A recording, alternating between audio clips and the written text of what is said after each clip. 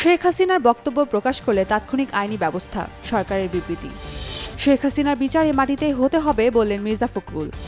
মেঘনা নদী থেকে সাংবাদিক বিভুর রঞ্জন সরকারের মরদেহ উদ্ধার। প্রাইভেট কারে কাভার্ড ভ্যানের ধাক্কা, নিহত একই পরিবারের 4 জন। ডাকসু নির্বাচন, পোস্টার ও ব্যানার সরিয়ে ফেলার নির্দেশ। 4 সমুদ্র বন্দরে 3 নম্বর সতর্ক সংকেত জারি। যুক্তরাষ্ট্রে 5,50,00,000 ভিসাধারী রেকর্ড যাচাই করছে ট্রাম্প প্রশাসন। শিগগিরই ঢাকা ইসলামাবাদের মধ্যে সরাসরি ফ্লাইট চালু হবে বললেন পাকিস্তানের বাণিজ্যমন্ত্রী। নতুন সিনেমার ঘোষণা দিলেন শাকিব খান। বিতর্কিত নারী ফাইনাল, ইমরানুরের 5ম শিরোপা জয়। ভবিষ্যতে কেউ মানবতা বিরোধী অপরাধে অভিযুক্ত পলাতক আসামি আওয়ামী লীগের নেত্রী শেখ হাসিনার বক্তব্য প্রচার করলে তাৎক্ষণিক আইনি ব্যবস্থা নেওয়া হবে বলে সতর্ক করেছে অন্তর্বর্তী সরকার। শুক্রবার অন্তর্বর্তীকালীন সরকারে দেয়া এক বিবৃতিতে এই সতর্কতা দেওয়া হয়েছে। গুম ও খুনের জন্য শেখ হাসিনার বিচার এ মাটিতেই হতে হবে এমন দাবি জানিয়েছেন বিএনপির মহাসচিব মির্জা ফখরুল ইসলাম আলমগীর। শুক্রবার দুপুরে জাতীয় সংসদের দক্ষিণ প্লাজায় মায়ের ডাক আয়োজিত গুম হওয়া ব্যক্তিদের স্মরণে মানববন্ধন ও প্রদর্শনীর উদ্বোধনী অনুষ্ঠানে তিনি এ দাবি জানান।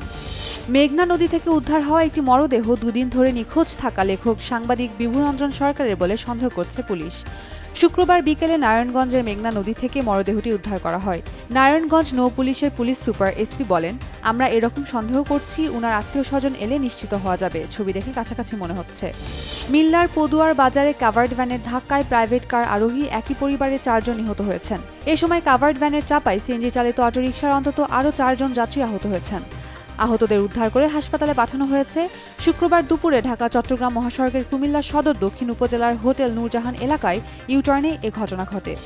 ডাকসু ও হল সংসদ নির্বাচনকে সামনে রেখে নির্বাচনী প্রচারণার ক্ষেত্রে নতুন নির্দেশনা দিয়েছে ঢাকা বিশ্ববিদ্যালয় কর্তৃপক্ষ। শুক্রবার ডাকসু ও হল নির্বাচনের চিফ রিটার্নিং অফিসার অধ্যাপক ড. মোহাম্মদ জসিমউদ্দিন স্বাক্ষরিত এক বিজ্ঞপ্তিতে এ নির্দেশনা দেওয়া হয়েছে।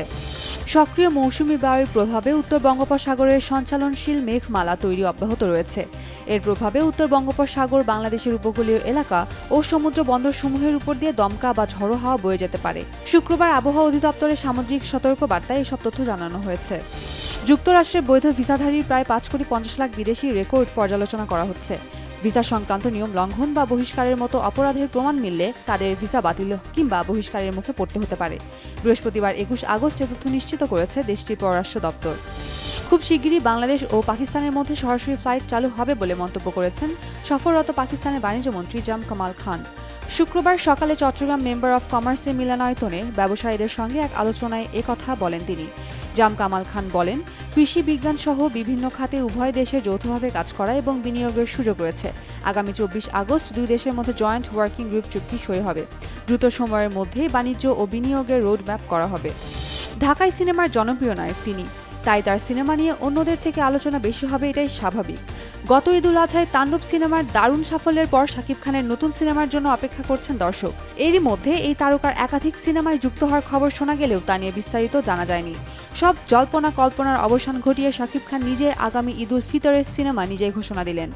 Prince once upon a time in ঢাকার থিমেটিক ফার্স্ট লুক পোস্টার নিজে প্রকাশ করেছেন তিনি। জাতীয় গ্রীষ্মকালীন অ্যাথলেটিক্স প্রতিযোগিতার নারী 100 মিটার স্প্রিন্ট ফাইনালে বিতর্কের সৃষ্টি হয়েছে, কারণ প্রথমে ফিনিশ লাইন অতিক্রম করেছেন শিরিন আক্তার নাকি সুমাইয়া দেওয়ান, এই নিয়ে বিভ্রান্তি দেখা দেয়।